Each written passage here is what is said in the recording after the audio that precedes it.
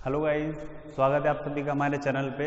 अभी हम लोग जो लेके आए हैं आपके लिए वो लेके आए हमारा कूलाम्स लॉ, वो भी किस फॉर्म में, वेक्टर फॉर्म में। हमने पिछले लेक्चर में क्लियर किया था कि कूलाम्स लॉ को हम स्केलर फॉर्म में देखा था, ठीक है। अभी हम लोग लेके आए उसको वेक्टर फॉर्म में। तो देखिएगा ज़रा, बहुत सिंपल है। अब प्लस बोर्ड एग्जाम में आपका शायद आ जाए, पर लेकिन मोस्ट इंपॉर्टेंट है आपके लिए, ठीक है। देखिए ज़रा, करना क्या है आपको, सिंपल।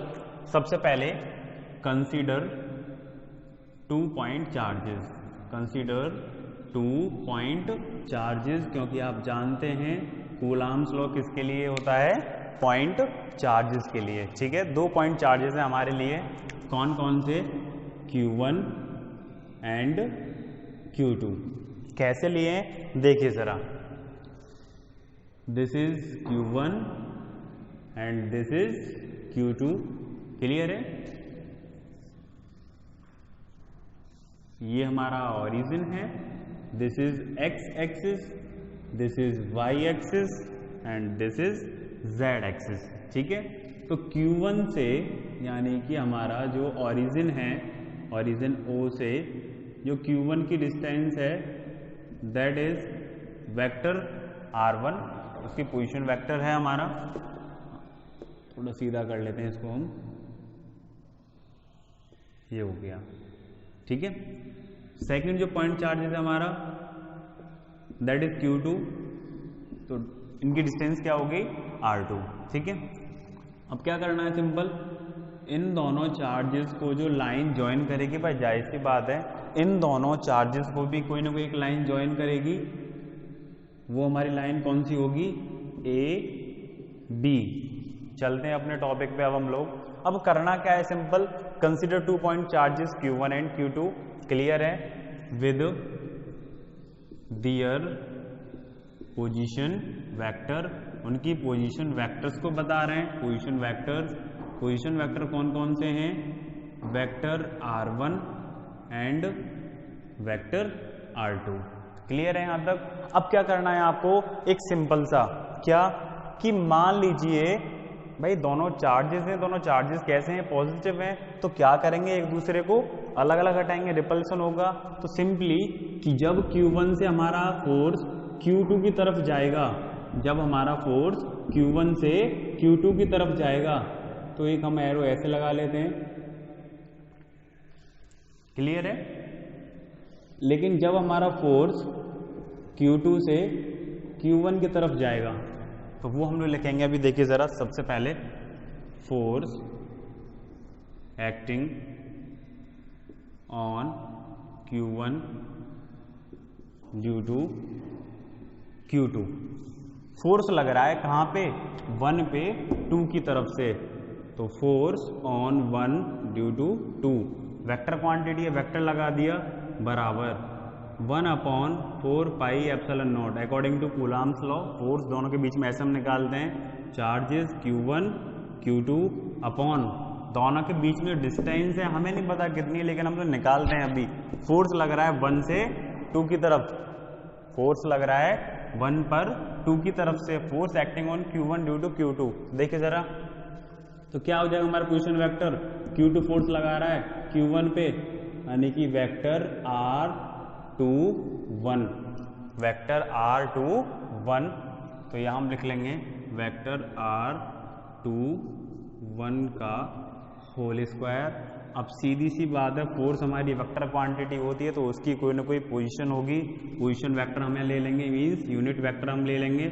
तो यूनिट वेक्टर क्या लेंगे, वेक्टर 21, ये हो गया हमारा इक्वेशन नंबर फर्स्ट।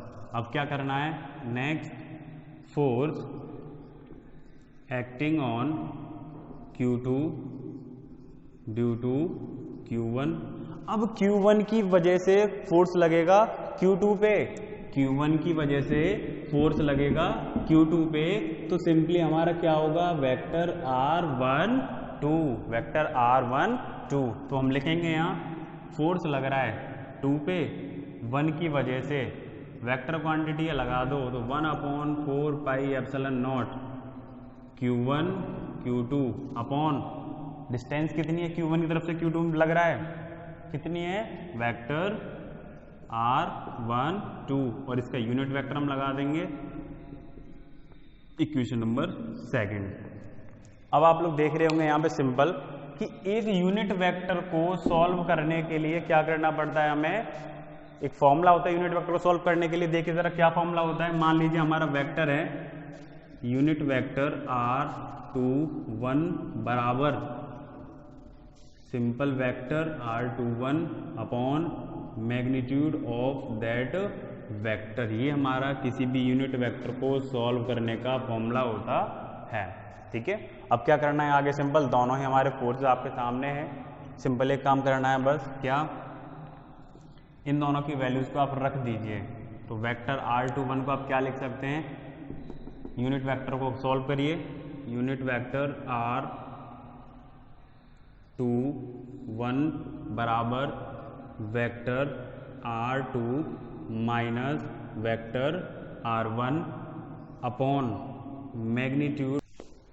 अब क्या करना है, सिंपल समझ गए। अभी दोबारा देख लेते हैं, हम लोग थोड़ा बड़ा लिखते हैं। देखिए जरा यूनिट वेक्टर को सॉल्व करेंगे अभी हम पहले, केवल यूनिट वेक्टर को। तो यूनिट वेक्टर हमारा r21 बराबर क्या होगा, vector r2 minus vector r1 upon उसका क्या निकालेंगे, मैग्नीट्यूड। तो vector r2 minus vector r1, ये किसकी वैल्यू आ गई हमारी, यूनिट वेक्टर 21 की। इसको मैं रख दूंगा वैल्यू यहाँ। सेकंड वैल्यू निकालेंगे किसकी, यूनिट वेक्टर r12। इसको कैसे निकालेंगे, ये भी सिंपल फॉर्मूला लगाना है, vector r1 minus vector r2 upon magnitude of vector r1 minus vector r2। दोनों को आप प्लेस कर दीजिए इनकी जगह। तो यहां से हमें क्या इक्वेशन मिलेगी वो देख लेते हैं। देखिए जरा दोनों को पुट करिए आप सिंपल। तो फर्स्ट वाले में पुट करते हैं पहले हम, ये इस वैल्यू को यहां पुट करते हैं। तो देखिए जरा f12 बराबर, इसको मैं k लिख लूं थोड़ी देर के लिए, ठीक है, k हमने मान लिया। तो q1 q2 अपॉन यहां लिखा हुआ है मैंने वेक्टर r21, इसको मैं कैसे लिख सकता हूं, vector r2 minus vector r1, vector r2 minus vector r1, और इसकी जगह वैल्यू रख दीजिए। ये रहा हमारे पास। तो क्या मिलेगा, vector r2 minus vector r1 upon magnitude means vector r2 minus vector r1। अब देख रहे होंगे स्क्वायर यहाँ है और एक हमारी पावर यहाँ है। तो सिंपल क्या हो जाएगा, फोर्स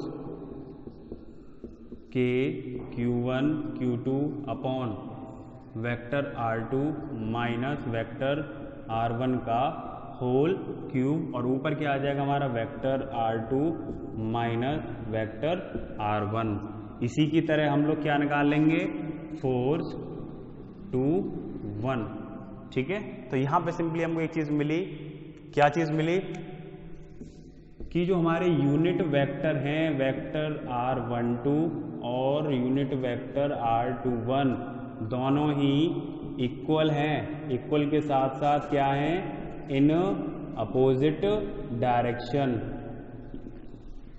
इन अपोजिट डायरेक्शन। तो सिंपली क्या होगा, यूनिट वेक्टर r12 बराबर माइनस यूनिट वेक्टर r21, और इसी के साथ क्या लिख जाएगा हमें, f12 बराबर होगा माइनस f21 के।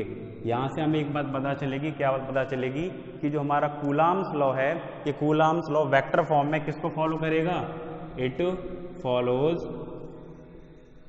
Newton's third law. ये न्यूटन के थर्ड लॉ को फॉलो करेगा। इसी को हम क्या कहते हैं, हमारा vector form of the coulombs law, ठीक है। सिंपल उनके जो पोजीशन वेक्टर्स है ना हमारे, ये हम सिंपल जानते हैं कूलाम्स लॉ क्या कहता है, F बराबर k q1 q2 upon r square. तो जो सिंपल हमारा रेडियस है क्या लग जाएगा, एक यूनिट वेक्टर लग जाएगा। यूनिट वेक्टर को बदल दीजिए आप पोजीशन वेक्टर में, सिंपल इसको सॉल्व कर दीजिए। ये हमारा क्या है, coulombs law in vector form, ठीक है। चलते हैं आगे। देखिए जरा अब हम लोग बात करेंगे आगे इसी में कि जो हमारा इलेक्ट्रोस्टैटिक फोर्स यानी कि कूलम्ब्स फोर्स है, इसका कंपैरिजन होता है किसके साथ? ग्रेविटेशनल फोर्स के साथ। किसके साथ? ग्रेविटेशनल फोर्स के साथ। तो वो हम लोग देखेंगे अभी। दोनों में डिफरेंस क्या होता है, what is the difference between, पूछ लेता है कि what is the difference between Coulomb's law. तो देखिए जरा, difference between Coulomb's law and gravitational force. Gravitational force simple है, आप जानते हैं कूलम्ब्स लॉ और ग्रेविटेशनल फोर्स के दोनों के बीच डिफरेंस। सबसे पहला डिफरेंस है कि कूलम्ब्स लॉ जो होता है हमारा, Coulomb's law force of attraction, ये किसके बीच में होगा? 2 पॉइंट चार्जेस के बीच में होगा। लेकिन ग्रेविटेशनल फोर्स कहाँ होगा? हमारे कोई भी दो बॉडीज के बीच में होगा। ठीक है, तो सबसे पहला डिफरेंस क्या हो गया? It is applicable in point charges. किन के लिए है? पॉइंट चार्जेस के लिए है। लेकिन ग्रेविटेशनल फोर्स किन के लिए होगा? कोई भी दो बॉडीज के लिए होगा। It is applicable for 2 bodies. Bodies का मतलब सेलेस्टियल बॉडीज। क्लियर है? Celestial bodies. सेकंड थिंग, जो हमारा कूलम्ब्स लॉ होता है, मींस कूलम्ब्स फोर्स, ये दोनों तरह का हो सकता है। अट्रैक्शन भी कर सकता है और रिपल्सन भी कर सकता है। तो यहां हम लिख लेंगे इट मे बी अट्रैक्टिव और रिपल्सिव। ये अट्रैक्टिव भी हो सकता है और रिपल्सिव भी हो सकता है। लेकिन जो हमारा ग्रेविटेशनल फोर्स है, ये केवल कैसा होता है? अट्रैक्टिव। ये हर चीज को क्या करता है? अपनी तरफ अट्रैक्ट करता है। It is only an attractive force. ये केवल एक अट्रैक्टिव फोर्स है। नेक्स्ट हमारा जो थर्ड है वो ये कहता है कि Coulomb's law means electrostatic force, ये कहीं ज्यादा होता है किससे? ग्रेविटेशनल फोर्स से। कैसे? देखिएगा जरा, it is very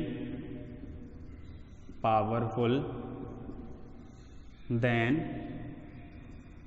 gravitational force. It is very powerful than gravitational force. कितना? 10⁻39 और 10⁻40।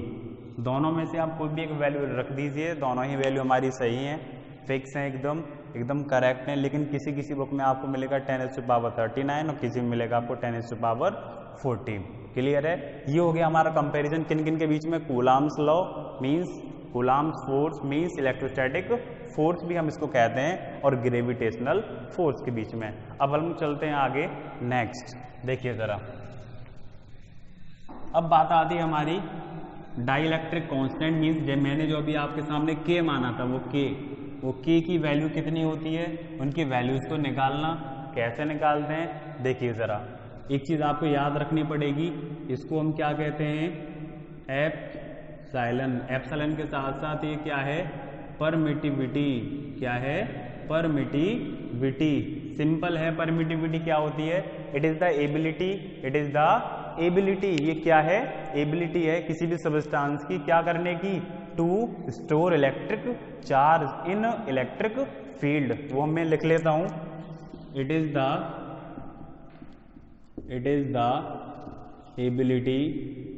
The ability of any object to store electric charge in electric field. Clear है? इसी को हम क्या कहते हैं? परमिटिविटी। अब बात आती है हमारी, ये तो हो गया एप्सिलॉन। एक आता है आपका एप्सिलॉन नॉट, इसको हम बोलते हैं एब्सोल्यूट परमिटिविटी, इसको हम बोलते हैं एब्सोल्यूट परमिटिविटी, ये भी इसी की तरह सेम होता है। एक आता है हमारा एप्सिलॉन आर, इसको हम बोलते हैं रिलेटिव परमिटिविटी, इसको हम कहते हैं रिलेटिव परमिटिविटी। तो आज हम लोग जो बात करने वाले हैं वो ये है हमारा रिलेटिव परमिटिविटी और डाइलेक्ट्रिक कांस्टेंट, इन दोनों के बारे में बात करेंगे।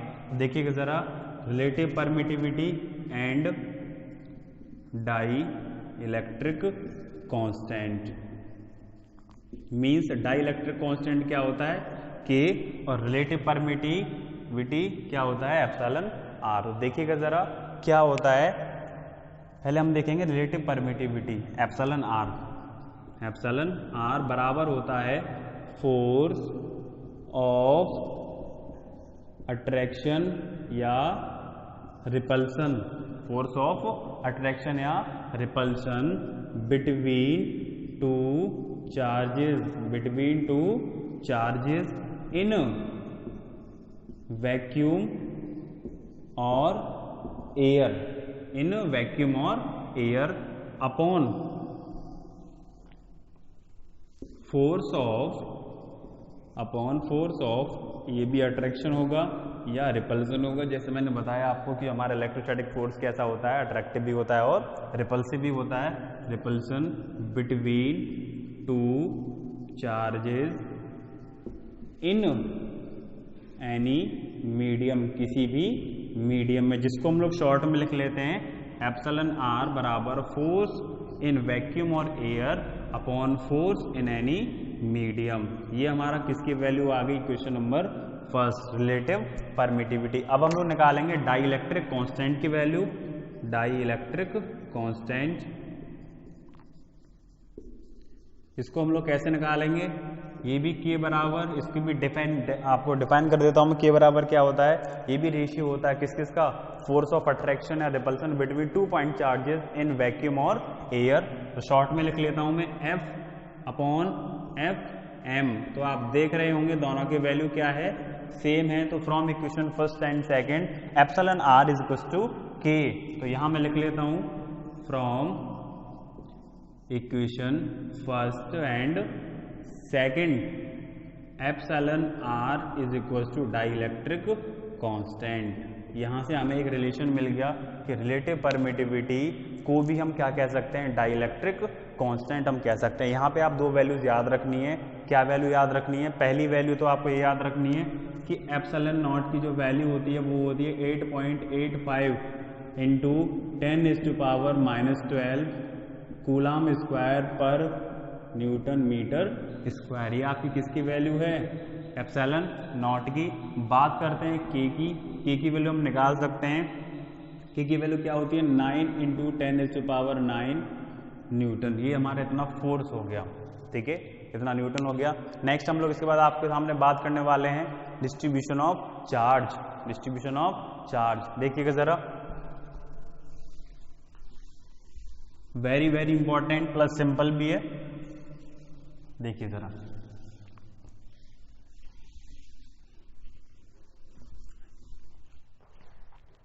बहुत सिंपल है हमारा चार्ज डिस्ट्रीब्यूशन। आपको वर्ड से ही पता लग रहा होगा चार्ज का क्या हो रहा होगा, डिस्ट्रीब्यूशन, यानी कि उसको हम छोटे छोटे पार्ट्स में थोड़ा थोड़ा गैप करके क्या कर रहे हैं, डिस्ट्रीब्यूट कर रहे हैं, ठीक है। तो सिंपल है, चार्ज का डिस्ट्रीब्यूशन मतलब ये होता है the distribution of charge at very low distance. बहुत छोटा छोटा गैप करके, मान लीजिए हमारा ये कोई भी एक बॉडी है, इस बॉडी पे थोड़ा थोड़ा गैप करके जो चार्ज का डिस्ट्रीब्यूशन होता है, जो हम चार्ज को डिवाइड करते हैं, that is called distribution of charge. अब जो ये डिस्ट्रीब्यूशन ऑफ चार्ज है ये हमारा तीन तरह का होता है। कौन कौन सा, पहला linear charge distribution, linear charge distribution. Second होता है हमारा surface charge distribution. Means charge को हम डिस्ट्रीब्यूट कर रहे हैं किस पे, सरफेस पे। यहाँ कर रहे हैं लीनियर, लीनियर का मतलब कोई भी चीज़ हमारी कैसी होगी, एकदम स्ट्रेट होगी। लाइन आपने देखी है एकदम स्ट्रेट होती है, सिंबल उसी की तरह है। हमारा थर्ड होगा volume charge distribution, volume charge distribution. Clear है? तो इनमें से आपको एक शॉर्ट और मैं आपको बता दूं, इन तीनों के लिए हमें क्या लेना पड़ता है, एक डेंसिटी। मीन्स यहां हम लेंगे लीनियर चार्ज डेंसिटी का कांस्टेंट लेंगे कोई भी, यहां हम लेंगे सरफेस चार्ज डेंसिटी, और यहां हम लेंगे वॉल्यूम चार्ज डेंसिटी। तो बात करते हैं इसके बारे में हम अभी। देखिए जरा, इनसे आप समझ ही गए होंगे distribution of charge. The charge is distributed, the charge is distributed at very low distance on any body। बहुत छोटा छोटा, ये नहीं बिल्कुल पास पास नहीं, थोड़ा थोड़ा क्या करना पड़ेगा हमें, उसमें गैप करना पड़ेगा। तो पहला हम ले लेते हैं लीनियर चार्ज डेंसिटी डिस्ट्रीब्यूशन। तो देखिए जरा, फर्स्ट लीनियर चार्ज डिस्ट्रीब्यूशन बड़ा ही सिंपल है, इंपॉर्टेंट भी है। देखिए ज़रा, ये हमारे पास कोई भी एक बॉडी है, लीनियर है, एकदम स्ट्रेट है। इसमें से क्या करना है, चार्ज हमारा डिस्ट्रीब्यूट हो रहा है, ये कर दिया हमने चार्ज को डिस्ट्रीब्यूट। अब देखिएगा थोड़ा थोड़ा गैप है, बिल्कुल है, इसका मतलब हमारा चार्ज डिस्ट्रीब्यूट हो रहा है, और डिस्ट्रीब्यूट भी कैसा, लीनियर चार्ज डिस्ट्रीब्यूशन। तो देखिए ज़रा सिंपल क्या करना है, इस पूरे पे जो चार्ज होगा वो कितना होगा, Q। इस कंप्लीट पूरी बॉडी पे चार्ज कितना होगा, Q।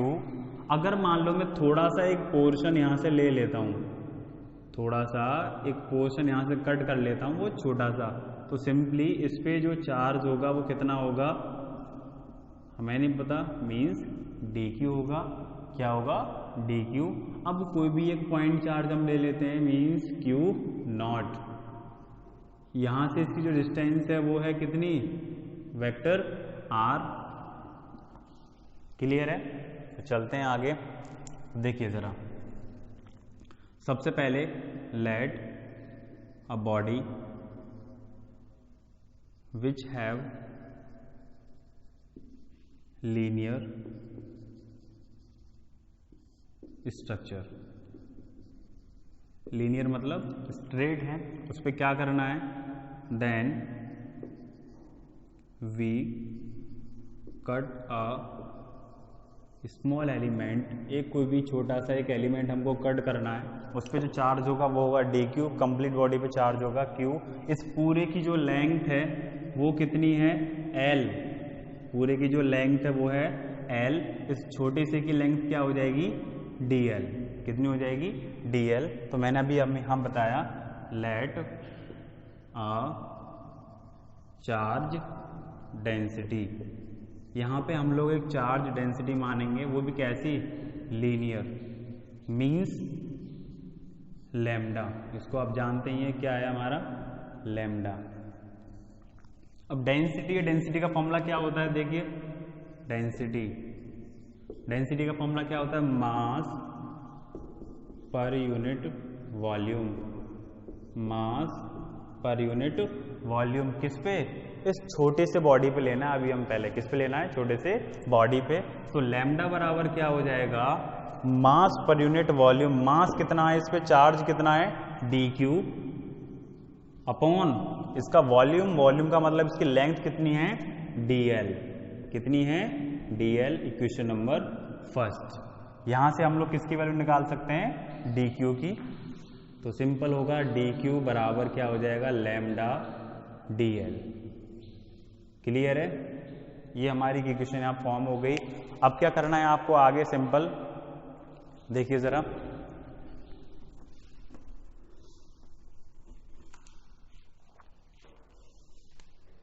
Now the force acting from, यहां हम लोग कोई पॉइंट मान लेते हैं P, acting from P means Q not on this body. इस बॉडी पे हम लोग क्या कर लेंगे, सिंपल जो P पॉइंट है, P पॉइंट से क्या होगा, इस पर कोई फोर्स अप्लाई होगा क्योंकि पॉइंट चार्ज है तो सिंपल है यहाँ फोर्स लगेगा। तो F इज इक्वल टू क्या हो जाएगा 1/4 pi epsilon not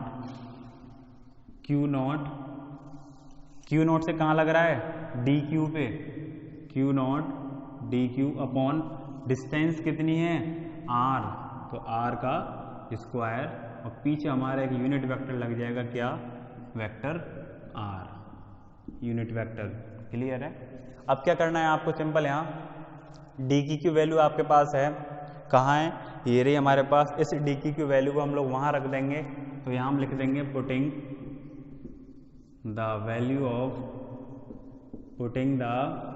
of DQ in equation second. ये हमारी इक्वेशन सेकंड, इसमें हम रखते हैं।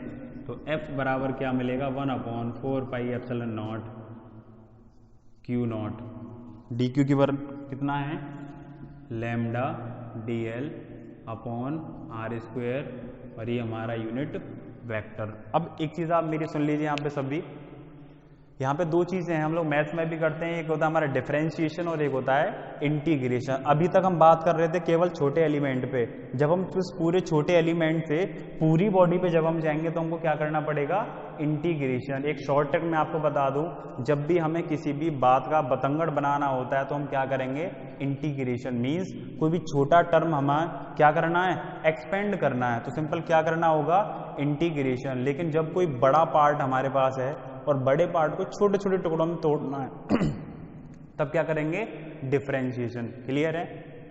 तो यहां मैं लिखूंगा नाउ, अभी तो लगा था फोर्स केवल छोटे से पे, अब इस पॉइंट चार्ज की वजह से पूरी बॉडी पे लगेगा।